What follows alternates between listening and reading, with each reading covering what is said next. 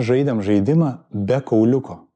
Ir buvo instinktyviai. Tiesiog sakėm skaičius ir žaidėm. Ir mes sužaidėm nemažai, žinant, kaip mes kiek to dėmesio koncentracijos ten būna tose procesuose, mes tikrai nemažai sužaidėm.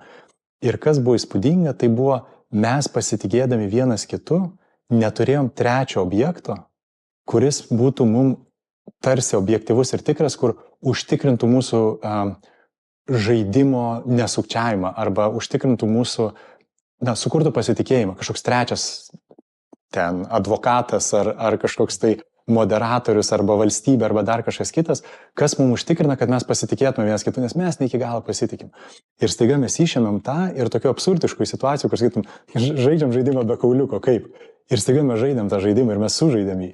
Ir man atrodo, va čia yra to kito sąmonės lygmens, to matymo, kad mes kartu esam ir gebėjimo būti be trečios šalies, kuri užtikrintų mums pasitikėjimą.